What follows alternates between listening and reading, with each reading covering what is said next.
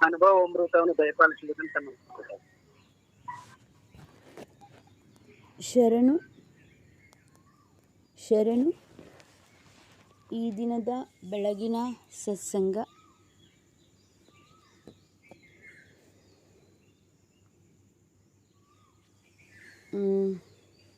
ಅಲಂಕಾರ, ಸೌಂದರ್ಯ.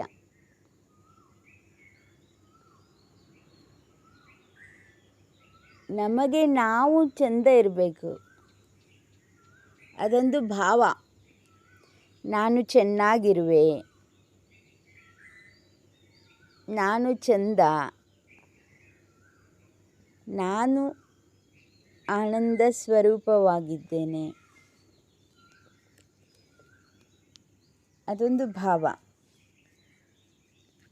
ಆದರೆ ಲೌಕಿಕದಲ್ಲಿ ನಾನು ಇನ್ನೊಬ್ಬರಿಗೆ ಚೆಂದ ಕಾಣಿಸ್ಬೇಕು, ನಾನು ಸಂತೋಷವಾಗಿದ್ದೀನಿ ಅಂತ ತೋರ್ಪಡಿಸ್ಕೊಳ್ಬೇಕು ಅನ್ನೋದಕ್ಕೆ ನಾವು ಮಾತುಗಳನ್ನು ಬಳಸ್ತೀವಿ. ಹೇಗೋ ಮಾತು ಕೂಡ ಅಲಂಕಾರವೇ. ಇಲ್ಲ ಅಂತಂದರೆ ನನಗೆ ನಾನೇ ಆನಂದವಾಗಿದ್ದೀನಿ ಅನ್ನೋದಕ್ಕೆ ಮಾತೇ ಬೇಕಿಲ್ಲ.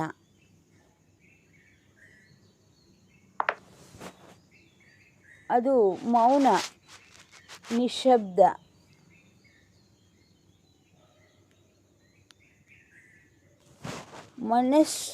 ಮನಸ್ಸು ಸಂಬಂಧ ಬಂದಿಲ್ಲ ಅಂದಾಗಲೇ ನಾವು ಮೊಬೈಲಲ್ಲಿ ಮಾತಾಡಬೇಕು, ಪತ್ರ ಬರಿಬೇಕು, ಮತ್ತು ಎಲ್ಲಾದರೂ ಹೋಗಿ ಬರಬೇಕು, ಏನಾದರೂ ಕೊಟ್ಟು ಹೇಳಬೇಕು. ನೋಡ್ರಿ, ಹುಡುಗ ಹುಡುಗಿ ಅವ್ರ ಮನಸ್ಸು ಕೂಡಿರಿರಲ್ಲ, ಅವ್ರ ಮದುವೆ ಮಾಡಬೇಕಾಗಿರುತ್ತೆ. ದೇಹ ಅಷ್ಟೇ ಅವರು ನೋಡ್ತಾರೆ ಅಷ್ಟೇ. ಹುಡುಗ ಹುಡುಗಿಯನ್ನು ನೋಡ್ತಾನೆ, ಹುಡುಗಿ ಹುಡುಗನನ್ನು ನೋಡ್ತಾಳೆ. ಆದರೆ ದೇಹ ಮಾತ್ರ ಕಾಣಿಸ್ತತೆ, ಸಂಬಂಧ ಬರಲ್ಲ. ಸಂಬಂಧ ಅದು ಮನಸ್ಸಿನೊಂದಿಗೆ ಬರಬೇಕು. ಮನಸ್ಸಿನೊಂದಿಗೆ ಸಂಬಂಧ ಬಂದ ಮೇಲೇ ಸಂಸಾರ ಶುರುವಾಗೋದು. ಗಂಡ ಹೆಂಡತಿ ಅಂತ ಅನ್ನಿಸ್ಕೊಳ್ಳೋದು, ಅವ್ರು ಬಾಳ್ವೆ ಮಾಡೋಕ್ಕೆ ಸಾಧ್ಯ. ಮನಸ್ಸು ಸಂಬಂಧ ಬರೋದಕ್ಕೋಸ್ಕರ ಅಷ್ಟೆಲ್ಲ ಜನರನ್ನ ಸೇರಿಸಿ ಮದುವೆ ಮಾಡ್ತಾರೆ. ಮನಸ್ಸು ಸಂಬಂಧ ಬರಲಿ ಅಂತ ಅರಿಶಿಣ ಸ್ನಾನ ಮಾಡಿಸ್ತಾರೆ, ನಿಶ್ಚಿತಾರ್ಥ ಮಾಡ್ತಾರೆ, ಆಮೇಲೆ ಒಡವೆ ವಸ್ತ್ರ ಕೊಡೋದು, ತಗೊಳ್ಳೋದು, ಅಲಂಕಾರ ಮಾಡ್ಕೊಳ್ಳೋದು, ಆಮೇಲೆ ಕೂಡಂದರೆ ಕೂಡಬೇಕು, ನಿಲ್ಲಂದರೆ ನಿಲ್ಲಬೇಕು, ನಮಸ್ಕಾರ ಮಾಡು ಅಂದರೆ ನಮಸ್ಕಾರ ಮಾಡಬೇಕು. ಹಲವು ರೀತಿಯ ಆಟ ಆಡಿಸ್ತಾರೆ ಮದುವೆಯಲ್ಲಿ. ಅದೆಲ್ಲ ಕೂಡ ಹತ್ತಿರ ಬರಲಿ ಅಂದರೆ ಹತ್ತಿರನೇ ಇರ್ತಾರೆ ಅವರು. ಹುಡುಗ ಹುಡುಗಿ ಹತ್ತಿರನೇ ಇದ್ದರೂ ಕೂಡ ಇಷ್ಟೆಲ್ಲ ಏನೆಲ್ಲ ಕ್ರಿಯೆಗಳು ನಡೀತದೆ ಅಲ್ಲಿ ಮದುವೆನಲ್ಲಿ. ಅದೆಲ್ಲ ಯಾಕೆ ಅಂದರೆ ಮನಸ್ಸು ಹತ್ತಿರ ಬರಲಿ ಅಂತ. ನಾನು ಗಂಡ, ನಾನು ಹೆಂಡತಿ ಅನ್ನೋ ಭಾವ ಅಲ್ಲಿ ಪ್ರವೇಶ ಆಗಬೇಕು. ಈ ಜೀವ ನನಗೆ ಸೇರಿದ್ದು, ಇದು ನನ್ನ ಹೆಂಡತಿ, ಈ ಜೀವ ನನಗೆ ಸೇರಿದ್ದು, ಇದು ನನ್ನ ಗಂಡ. ಈ ಭಾವ ಬಲಿಸೋದಕ್ಕೋಸ್ಕರ, ಅದನ್ನು ಗಟ್ಟಿ ಮಾಡೋದಕ್ಕೋಸ್ಕರ ಆ ಮೂಲಕ ಮನಸ್ಸು ಸಂಬಂಧಿಸ್ಕೊಳ್ಬೇಕು ಅಂತ ಮೊದಲೆಲ್ಲ 7 ದಿನ ಮದುವೆ ಮಾಡ್ತಿದ್ರಂತೆ. ಯಾಕೆ? ಮನಸ್ಸುಗಳು ಹತ್ತಿರ ಬರಲಿ. ಈ ಊರವರು ಆ ಊರವರು ಹತ್ತಿರ ಬರಬೇಕು, ಮನಸ್ಸುಗಳು ಹತ್ತಿರ ಬರಬೇಕು. ಈ ಮನೆಯವರು ಆ ಮನೆಯವರು ಮನಸ್ಸುಗಳು ಹತ್ತಿರ ಬರಬೇಕು. ಆಮೇಲೆ ಹುಡುಗ ಹುಡುಗಿ ಮನಸ್ಸುಗಳು ಹತ್ತಿರ ಬರಬೇಕು. ಆಮೇಲೆ ಗಂಡ ಹೆಂಡತಿ ಅನ್ನೋ ಭಾವ ಬರಬೇಕು. ಯಾಕೆ ಅಂದರೆ ಆವಾಗೆಲ್ಲ ಮದುವೆ ಮಾಡ್ಕೊಳ್ಳೋರು ಚಿಕ್ಕ ವಯಸ್ಸಿನಲ್ಲಿ ಇರ್ತಿದ್ರು, ಅವ್ರಿಗಿನ್ನೂ ಆ ಭಾವ ಬೆಳೆತಿರ್ತಿಲ್ಲ. ವಿಚಿತ್ರ ಅಂತಂದರೆ ಮಗುನಲ್ಲಿ ನಾಲ್ಗೆನಲ್ಲಿ ಇನ್ನೂ ಟೇಸ್ಟ್ ಬಡ್ಸ್, ರುಚಿಯ ಜೀವಕೋಶಗಳೇ ಇನ್ನೂ ಬೆಳೆದಿರಲ್ವಂತೆ. ಹೋಳಿಗೆ ತಿನ್ನಬೇಕು ಮತ್ತು ಹುಗ್ಗಿ ತಿನ್ನಬೇಕು ಅಂದರೆ ಒಂದು ವಯಸ್ಸಿನಲ್ಲಿ ಆ ಟೇಸ್ಟ್ ಬಡ್ಸು ಡೆವಲಪ್ ಆಗ್ತಾವಂತೆ. ಅಂದರೆ ಆ ರುಚಿಯನ್ನು ಆಸ್ವಾದಿಸುವಂತಹ ಜೀವಕೋಶಗಳು ಹುಟ್ಕೋಬೇಕು ಅಂತಂದರೆ ಒಂದು ವಯಸ್ಸಿನಲ್ಲಿ ಹುಟ್ಕೊಳ್ತಾವಂತೆ. ಅದು ಮದುವೆ ವಯಸ್ಸು ಅಂತ. ಹೋಳಿಗೆ ಊಟ ಮಾಡಿಸಿದ್ರೇನು ಅಂತ ಕೇಳ್ತಾರೆ ನೋಡಿ. ಅಂದರೆ ಹೋಳಿಗೆ ಊಟ ಮಾಡೋ ವಯಸ್ಸು, ಅಂದರೆ ಆ ವಯಸ್ಸಿನಲ್ಲಿ ಮಾತ್ರ ಹೋಳಿಗೆ ಉಣ್ಣಬೇಕು ಅನ್ನೋ ಆ ಒಂದು ಭಾವನೆಗಳು ಚಿಗುರೊಡಿತವೆ. ಮತ್ತು ಅದಕ್ಕೆ ಪೋಷಣೆ ಕೊಟ್ಟರೆ ಅವು ಬೆಳೀತವೆ. ಪೋಷಣೆನೇ ಕೊಡಲಿಲ್ಲ, ಅದಕ್ಕೆ ಅವಕಾಶನೇ ನಾವು ಕೊಡಲಿಲ್ಲ ಅಂತಂದರೆ ಎಷ್ಟೋ ಜನ ಜೀವಮಾನ ಎಲ್ಲ ಹೋಳಿಗೆನೇ ತಿನ್ನಲ್ಲ.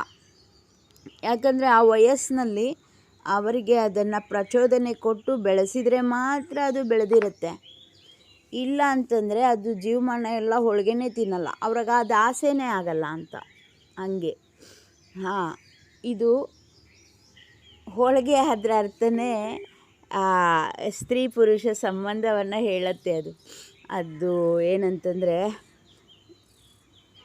ಆ ಕನಕದಲ್ಲಿ ಹೂರನ್ನು ತುಂಬೋದು ಇದೆಯಲ್ಲ, ಅದು ಸ್ತ್ರೀ ಪುರುಷ ಸಂಬಂಧದ ಒಂದು ಭಾವನೆಯನ್ನು ಅರಳಿಸೋದು ಅಂತ. ಹಾಗಾದರೆ ಸ್ತ್ರೀ ಪುರುಷ ಸಂಬಂಧ ಅನ್ನೋದು ಬಾಲ್ಯದಲ್ಲಿ ಇರಲ್ಲ ಅಂತ. ಹೇಗೆ ಹೋಳಿಗೆ ತಿನ್ನಬೇಕು ಅನ್ನೋಂತಹ ಬಯಕೆ ನಾಲ್ಗೆನಲ್ಲಿ ಹುಟ್ಕೊಳ್ಳೋಕ್ಕೆ ಒಂದು ವಯಸ್ಸು ಬೇಕು, ಹಾಗೆಯೇ ಸ್ತ್ರೀ ಪುರುಷ ಭಾವನೆಗಳ ಒಂದು ಸ್ಪಂದನ, ಆ ರೀತಿಯ ರಸದೂತಗಳು ಹುಟ್ಕೋಬೇಕು. ಹಾರ್ಮೋನ್ಸ್ ಅಂತ ಕರೀತಾರೆ. ಸ್ತ್ರೀ ಪುರುಷನಿಂದ ಆಕರ್ಷಿತಳಾಗುವುದು, ಪುರುಷ ಸ್ತ್ರೀಯನ್ನು ಬಯಸುವುದು, ಇದು ಕೂಡ ಬಾಲ್ಯದಲ್ಲಿ ಇರೋದಿಲ್ಲ. ಅದು ಒಂದು ವಯಸ್ಸಿನಲ್ಲಿ ಒಳಗೆ ರಸದೂತಗಳು ಹುಟ್ಕೊಳ್ತವೆ. ಅದು ಹುಟ್ಕೊಳ್ಬೇಕು ಅಂತಂದರೆ ಸುಮ್ಮನೆ ಹುಟ್ಟಲ್ಲ. ನಾವು ಅದಕ್ಕೆ ಪ್ರಚೋದನೆ ಕೊಟ್ಟು ಅಂತಹ ಪ್ರಸಂಗಗಳನ್ನು ನಿರ್ಮಾಣ ಮಾಡಿದರೆ ಮಾತ್ರ ಹುಟ್ಟೋದು. ಸುಮ್ಮನೆ ಹುಡುಗ ಒಂದು ಕಡೆ ಇರ್ತಾನೆ, ಹುಡುಗಿ ಒಂದು ಕಡೆ ಇರ್ತಾಳೆ, ಇಲ್ಲ.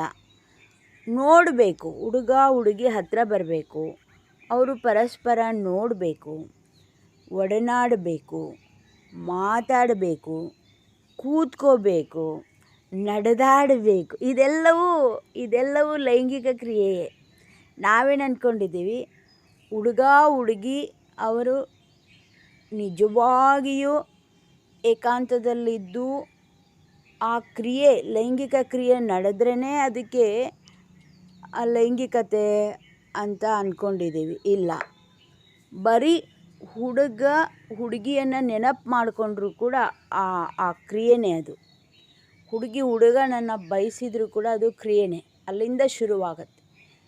ಅವರು ನೋಟ ಕೂಡ ಅದು ಲೈಂಗಿಕ ಕ್ರಿಯೆಯೇ. ಅವರು ಪಕ್ಕ ಬಂದು ಕೂತ್ಕೊಳ್ತಾರೆ, ಅದು ಕೂಡ ಲೈಂಗಿಕ ಕ್ರಿಯೆ ಅಂತಲೇ ಕರೀತಾರೆ. ಅಲ್ಲೂ ಸುಖ ಇದೆ, ನೆನಪಿನಲ್ಲೂ ಸುಖವಿದೆ, ನೋಟದಲ್ಲಿ ಸುಖವಿದೆ, ಪಕ್ಕ ಕೂತ್ಕೊಳ್ಳೋದ್ರಲ್ಲೂ ಸುಖವಿದೆ, ಮತ್ತು ಜೊತೆಯಾಗಿ ನಡೆಯೋದರಲ್ಲೂ ಸುಖವಿದೆ, ಆಮೇಲೆ ಮಾತನಾಡುವುದರಲ್ಲಿ ಸುಖವಿದೆ. ಇವೆಲ್ಲವೂ ಕೂಡ ಲೈಂಗಿಕ ಕ್ರಿಯೆಯೇ. ಒಟ್ಟು 8 ಹಂತದಲ್ಲಿ ಲೈಂಗಿಕ ಕ್ರಿಯೆ. ಕೊನೆಯಲ್ಲೇ ಸ್ತ್ರೀ ಪುರುಷ ಸಮಾಗಮ. ಅದಕ್ಕೆ ಕೊನೆಯ ಸ್ಥಾನವನ್ನು ಕೊಡಲಾಗಿದೆ. ಅದು ಸಂಭವಿಸಬಹುದು ಅಥವಾ ಸಂಭವಿಸದೇ ಇರಬಹುದು. ಅದಕ್ಕೆ ಮುಖ್ಯ ಸ್ಥಾನವಿಲ್ಲ, ಪ್ರಧಾನ ಸ್ಥಾನವಿಲ್ಲ. ಅದಕ್ಕೆ ಸ್ತ್ರೀ ಪುರುಷ ವಾಸ್ತವವಾಗಿ ಪರಸ್ಪರ ಜನನಾಂಗಗಳ ಸ್ಪರ್ಶ ಅಥವಾ ಕೂಡಿಕೊಳ್ಳುವಿಕೆ ಅಂತ ಏನು ಹೇಳ್ತೀವಿ, ಅದು ಕೊನೆಯ ಸ್ಥಾನ. ಅದು ಸಂಭವಿಸಬಹುದು, ಸಂಭವಿಸದೆಯೇ ಇರಬಹುದು. ಅದು ಪ್ರಧಾನವಾಗಿಲ್ಲ. ಈ ಮೊದಲಿನ 7 ಸ್ಥಾನಗಳಿದೆ, ಅದು 8ನೆಯ ಕ್ರಿಯೆ. ಮೊದಲಿನ 7 ಹಂತಗಳಿದಾವಲ್ಲ, ಅವನ್ನು 7 ದಿನಗಳವರೆಗೆ ಮದುವೆ ಮಾಡ್ತಿದ್ರು. ಅದಕ್ಕೆ ಮದುವೆಗೆ ಹಾಡುಗಳು ಅಂದರೆ ನೆನಪು ಮಾಡಿಕೊಡೋದು, ನೀನು ಹುಡುಗಿ ನೀನು ಹುಡುಗ ಅಂತ ನೆನಪು ಮಾಡಿಕೊಡೋದಕ್ಕೆ ಒಂದಿನ ಪೂರ್ಣ. ಹಾಗೆ ಅದರಲ್ಲಿ ಒಂದು ಅಲಂಕಾರ, ವಸ್ತ್ರ ಮತ್ತು ಒಡವೆಗಳ ಅಲಂಕಾರ ಅನ್ನೋದು ಕೂಡ ಅದು ಏನು ಮಾಡುತ್ತೆ ಅಂತಂದರೆ ಆ ಭಾವನೆಯನ್ನು ಪ್ರಚೋದನೆ ಮಾಡುತ್ತದೆ. ನಮ್ಮೊಳಗೆ ಆ ರಸದೂತಗಳು ಹುಟ್ಟಿಕೊಳ್ಳೋದಕ್ಕೆ, ಅವು ಪರಿಪಾಕಗೊಳ್ಳೋದಕ್ಕೆ ಸಹಾಯ ಮಾಡ್ತದೆ ಅಂತ. ಹಾಗೆಯೇ ಊಟ, ನಾವೀಗ ಊಟ ಮಾಡ್ತೀವಿ ನೋಡಿ, ತಟ್ಟೆನಲ್ಲಿ ಎಲ್ಲ ಪಡಿ ಪದಾರ್ಥಗಳನ್ನ ಬಳಸ್ಕೊಂಡು ಬಾಯಿಗೆ ಇಟ್ಕೊಳ್ತೀವಿ ನೋಡಿ, ಅದು ಕೊನೆಯದ್ದು. ಊಟ ಮಾಡುವ ಕ್ರಿಯೆ ಇದೆಯಲ್ಲ, ತಟ್ಟೆನಲ್ಲಿ ಪಡಿ ಪದಾರ್ಥಗಳನ್ನು ಬಳಸ್ಕೊಂಡು ಬಾಯಿಗಿಟ್ಕೊಂಡು ಊಟ ಮಾಡೋದು ಇದೆಯಲ್ಲ, ಅದು ಕೊನೆಯ ಹಂತ. ಆ ಊಟದಿಂದ ತೃಪ್ತಿ ಸಿಗತ್ತೆ ಇಲ್ಲ ಅಂತಲ್ಲ, ಆದರೆ ಅದು ಕೊನೆಯದ್ದು. ಹಾಗೆ ಮಾಡಲೇಬೇಕಂತೇನಿಲ್ಲ, ಮಾಡಬಹುದು, ಮಾಡದೇ ಇರಬಹುದು. ಆದರೆ ಆಹಾರದ ಬಯಕೆ, ಹಸಿವು, ಆಹಾರದ ಬಯಕೆ ಮತ್ತು ಆಹಾರ ಕುರಿತ ವಿಚಾರ, ಆಲೋಚನೆ, ಅದನ್ನು ಕಣ್ಣಿನಿಂದ ನೋಡುವುದು. ನಾನೇನು ಸೇವನೆ ಮಾಡಬೇಕಾಗಿದೆಯೋ, ಈಗ ಒಂದು ಬಾಳೆಹಣ್ಣಿದೆ ಅಥವಾ ರೊಟ್ಟಿ ಪಲ್ಯ ಇದೆ, ಆ ರೊಟ್ಟಿ ನೋಡೋದಲ್ಲ, ಜೋಳವನ್ನು ನೋಡಬೇಕು ಮೊದಲು. ಅದು ಹಿಟ್ಟಾಗೋ ರೀತಿಯನ್ನು ನೋಡಬೇಕು. ಆಮೇಲೆ ಅದನ್ನು ನಾದುವುದು, ತಟ್ಟುವುದು, ಬೇಯಿಸುವುದು, ಇದೆಲ್ಲ ಆ ನೋಡುವಿಕೆಯಲ್ಲಿ, ಆ ತೊಡಗುವಿಕೆಯಲ್ಲಿಯೇ ಆಹಾರ ಸೇವನೆಯ ಕ್ರಿಯೆಯೇ ಇದೆ. ನಾನು ತರಕಾರಿಯನ್ನು ತೋಟದಲ್ಲಿ ನೋಡಬೇಕು, ನೋಡಿದಾಗ ಆ ತರಕಾರಿ ನನಗೆ ಹೇಳಬೇಕು, ನೀನು ನನ್ನನ್ನು ಸೇವಿಸು, ಅದು ನನ್ನನ್ನು ಕರಿಬೇಕು, ಅದು ನನಗೆ ಹೇಳಬೇಕು. ನಿಜವಾಗಿಯೂ ಅದು ಹಾಗೇ ಇರೋದು.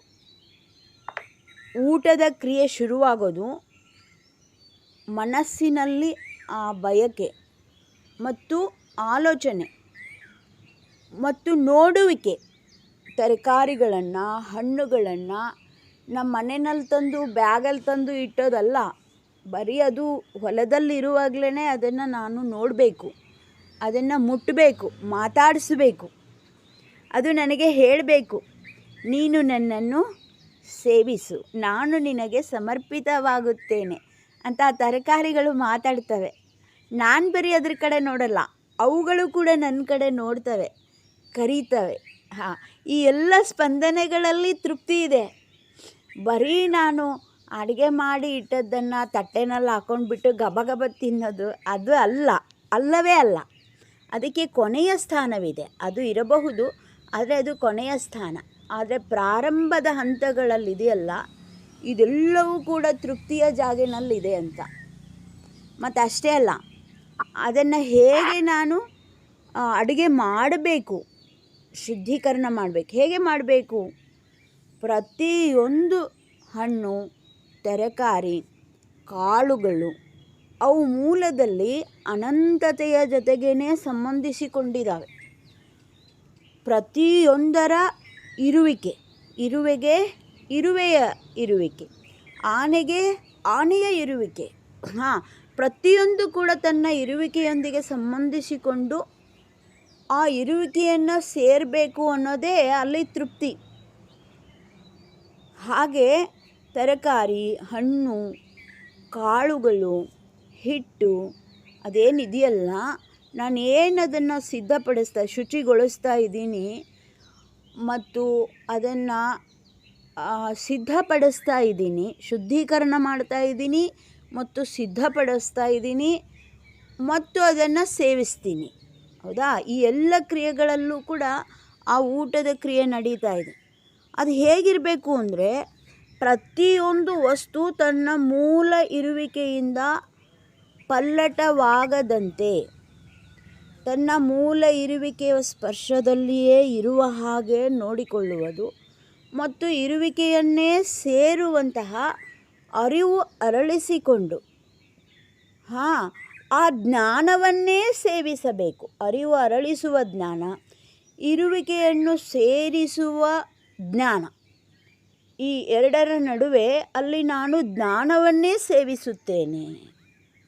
ಈಗ ನಾವು ಮಹಾತ್ಮರ ಸೇವೆ ಮಾಡಬೇಕು, ಗುರುಗಳ ಸೇವೆ ಮಾಡಬೇಕು, ಮುದುಕರ ಸೇವೆ ಮಾಡಬೇಕು ಅಂತ ಹೇಳ್ತೀವಿ. ಸೇವೆ ಮಾಡೋದು ಅಂದರೆ ಕಸ ಗುಡಿಸೋದು, ಸೇವೆ ಮಾಡೋದು ಅಂದರೆ ಬಟ್ಟೆ ತೊಳೆಯೋದು, ಸೇವೆ ಮಾಡೋದು ಅಂತಂದರೆ ಅಡುಗೆ ಮಾಡಿ ಉಣಿಸೋದು, ಸೇವೆ ಮಾಡೋದು ಅಂದರೆ ಬಟ್ಟೆ ಬರೆ ಕೊಡೋದು, ಸೇವೆ ಮಾಡೋದು ಅಂತಂದರೆ ಹೀಗೆ ಹೀಗೆ ಹೀಗೆ ನಾವು ಅಂದ್ಕೊಂಡಿರ್ತೀವಿ.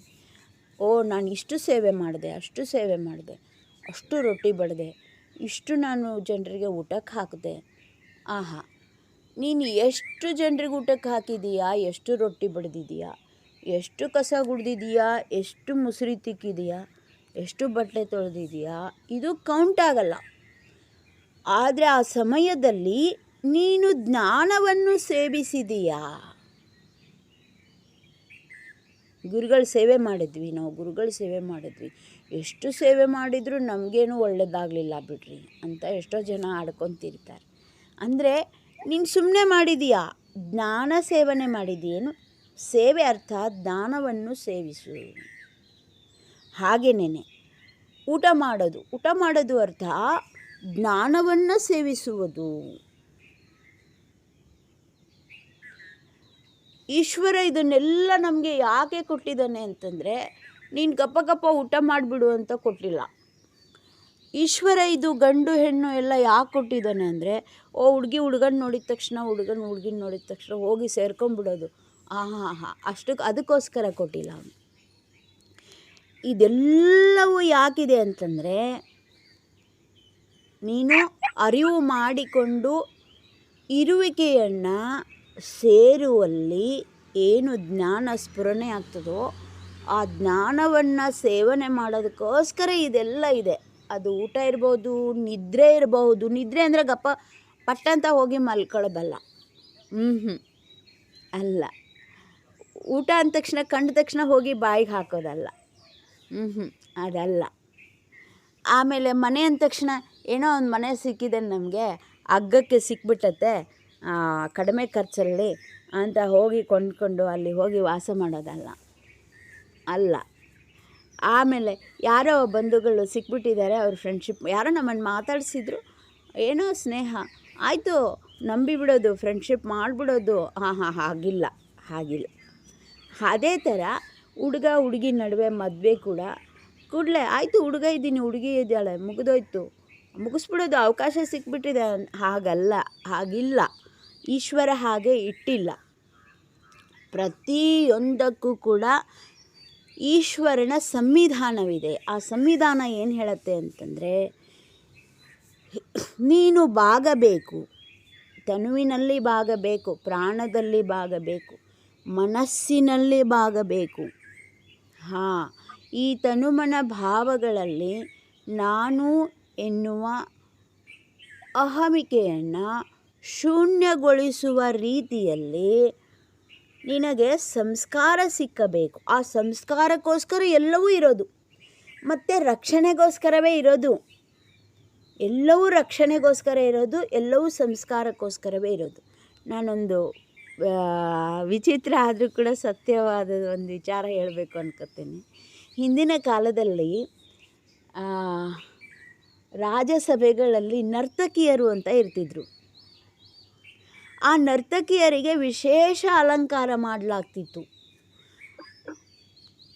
ಮೈತುಂಬ ಆಭರಣ ಅನ್ನೋ ರೀತಿಯಲ್ಲಿ ಅವ್ರಿಗೆ ಅಲಂಕಾರ ಇರ್ತಿತ್ತು. ಅದಕ್ಕೊಂದು ಉದ್ದೇಶ ಇರ್ತಿತ್ತಂತೆ.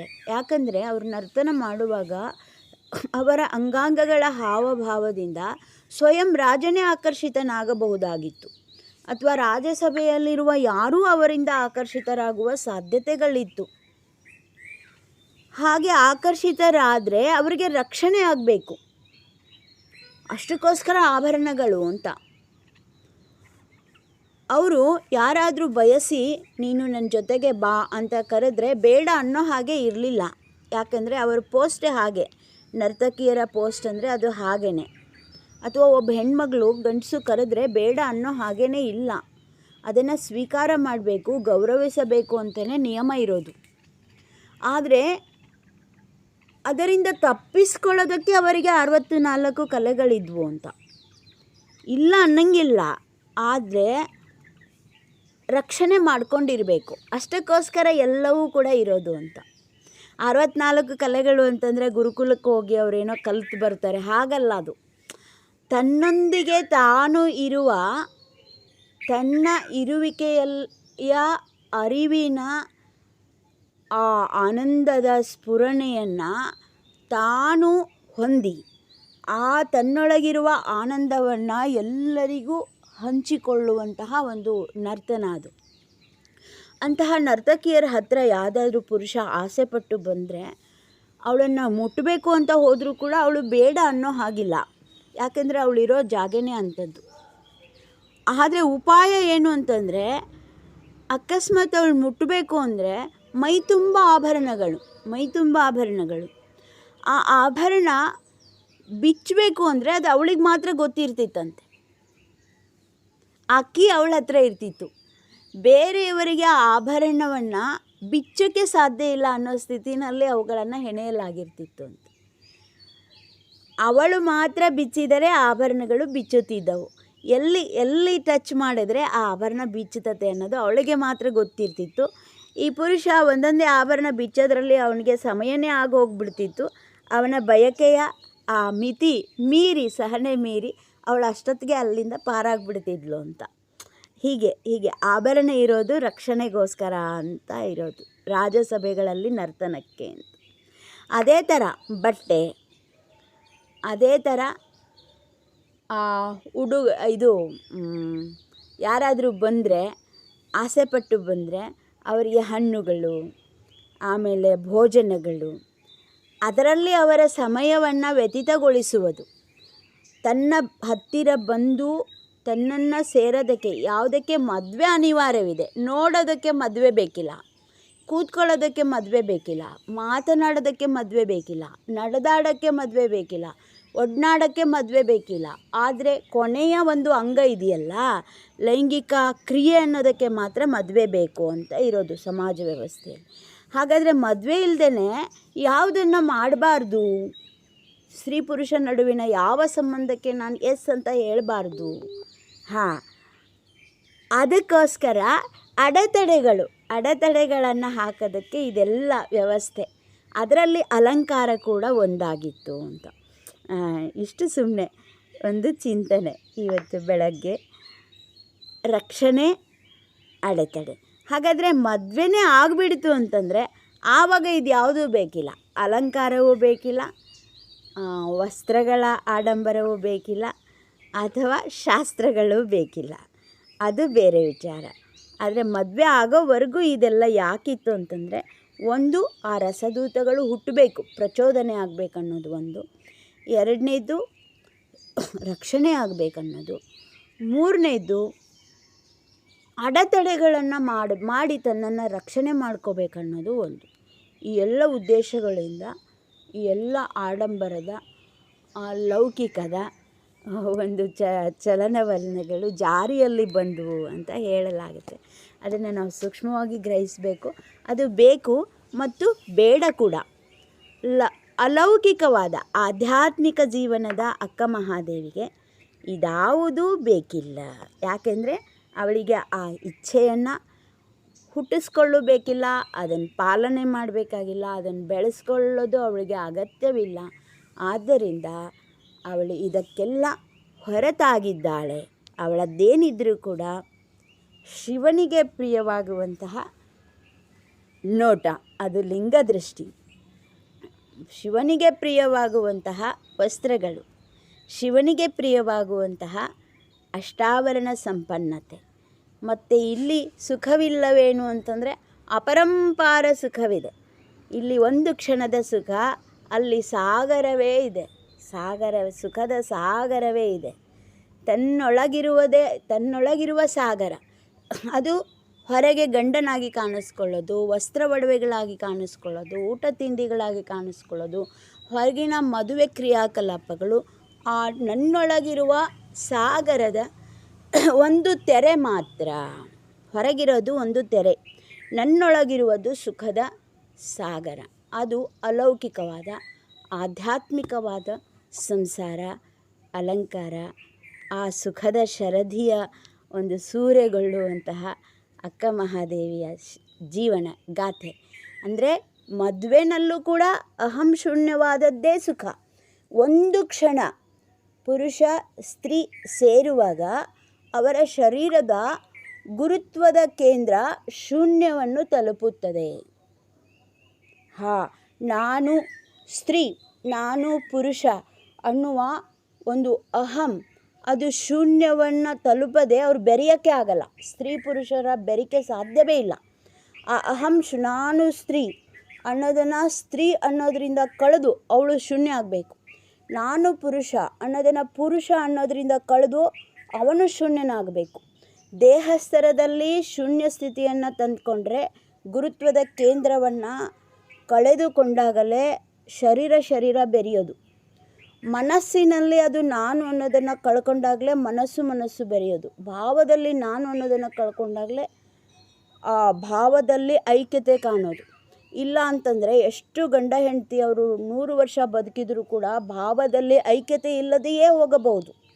ಮನಸ್ಸಿನಲ್ಲಿ ಅವರು ಅರ್ಥ ಮಾಡಿಕೊಳ್ಳದೆಯೇ ಹೋಗಬಹುದು. ಅಥವಾ ದೇಹ ಸಂಬಂಧದ ತೃಪ್ತಿಯನ್ನು ಪಡೆದುಕೊಳ್ಳದೆಯೇ ಹೋಗಬಹುದು. ಯಾಕಂದರೆ ನಾನು ಗಂಡ ಅಂತ ದರ್ಪ ಇರೋವರೆಗೂ, ನಾನು ಹೆಂಡತಿ ಅಂತ ಇರೋವರೆಗೂ ಅವರು ಬೆರೆಯೋಕ್ಕೆ ಸಾಧ್ಯ ಇಲ್ಲ. ಅದನ್ನು ಕಳ್ಕೊಂಡಾಗಲೇ, ಆ ನಾನು ಅನ್ನೋದನ್ನು ಕಳ್ಕೊಂಡು ಶೂನ್ಯವಾದಾಗಲೇ ಅಲ್ಲಿ ಸಂಸಾರದಲ್ಲಿಯೂ ಸಾಮರಸ್ಯ ಇದೆ ಅಂತ. ಅಲ್ಲಿ ಕೂಡ ಅಹಂ ಶೂನ್ಯವಾಗಲೇಬೇಕು.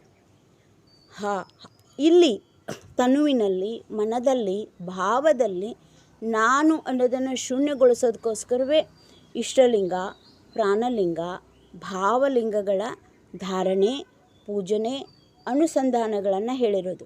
ಹಾಗಂತ ಇಷ್ಟಲಿಂಗ ಪೂಜೆ ಮಾಡೋದೇ ಉದ್ದೇಶವ, ಪ್ರಾಣಲಿಂಗ ಪೂಜೆ ಮಾಡೋದೇ ಉದ್ದೇಶವ, ಭಾವಲಿಂಗ ಪೂಜೆ ಮಾಡೋದೇ ಉದ್ದೇಶವ ಇಲ್ಲ. ಈ ಮೂರನ್ನು ದಾಟಿ ಮಹಾಗಣಲಿಂಗ, ಆ ಬಯಲು ಜೀವನವೇ ನಿಜವಾದ ಶರಣಸತಿ ಲಿಂಗಪತಿಯ ಬಾಂಧವ್ಯ ಅಂತ. ಎಲ್ಲರಿಗೂ ಧನ್ಯವಾದಗಳು. ಸತ್ಸಂಗಿಗಳ ಶ್ರೀಚರಣಕ್ಕೆ ಶರಣು ಶರಣು ಶರಣು. ಓಂ ನಮಃ ಶಿವರಿ. ಇಲ್ಲಿವರೆಗೆ ಜ್ಞಾನೋಪದೇಶ ನೀಡಿದ ಮಂಗಳಾರತಿ ಮಾಲಕ ಪಟ್ಟಣದ ಪೋಳ ಬಂದಾರ ಮಂಗಳಾರತಿ ಟೈಮ್ಕ. ಓಂ ನಮಃ ಶಿವರಿ. ಮಂಗಳಾರತಿ ಮಾಡ್ರಿಪ್ಪ ಪಟ್ಟಣದ. ಓಂ ನಮಃ ಶಿವಪ್ಪ. ಸ್ವಲ್ಪ ನೆಗಡಿ ಬಂದ್ರಪ್ಪ, ಸ್ವಲ್ಪ ಮಾತಾಡಕ್ ಬಿಡ್ರಿ.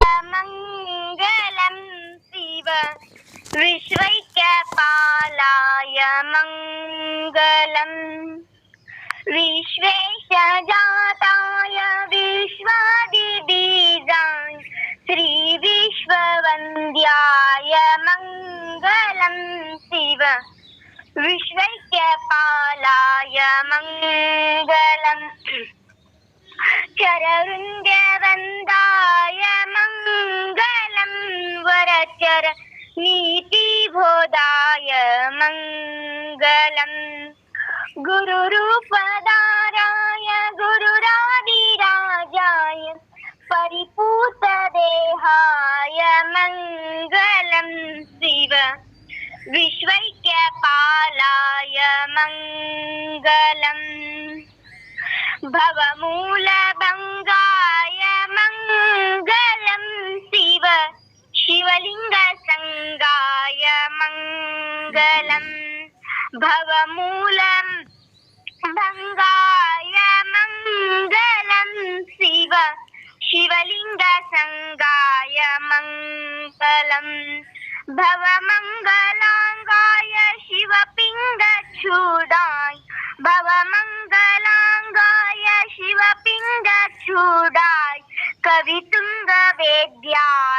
ಮಂಗಲಂ ಶಿವ ವಿಶ್ವೈಕ್ಯ ಪಾಲಾಯ ಮಂಗಲಂ ಕಾಶೀಪುರೇಶಾಯ ಮಂಗಲಂ ಕವಿ ಕಾಶೀನಾಥೇಶಾಯ ಮಂಗಲಂ ಕಾಶೀಪುರೇಶಾಯ ಮಂಗಲಂ ಕವಿ ಕಾಶೀನಾಥೇಶಾಯ ಮಂಗಲಂ ಕ್ಲೇಶಪಾರಾಯ ಪಾಪ ಪ್ರಮೋಚಾಯ ಕ್ಲೇಶಪಹಾರಾಯ ಪಾಪ ಪ್ರಮೋಚಾಯ ಶ್ರೀಶಾದಿಮಾನ್ಯಾಯ ಮಂಗಲಂ मङ्गलं शिव विश्वैक्यपालाय मङ्गलं श्रीविश्वराध्याय मङ्गलं शिव विश्वैक्यपालाय मङ्गलं शिव विश्वैक्यपालाय मङ्गलं ವಿಶ್ವೈಕ್ಯಪಾಲಾಯ ಮಂಗಲಂ. ಎಲ್ಲರಿಗೂ ಕೋಟಿ ಕೋಟಿ ಶರಣಾರ್ಥಿಗಳು. ಓಂ ನಮ ಶಿವಾಯ. ಎಲ್ಲರಿಗೆ ಶರಣಾರ್ಥಿಗಳು.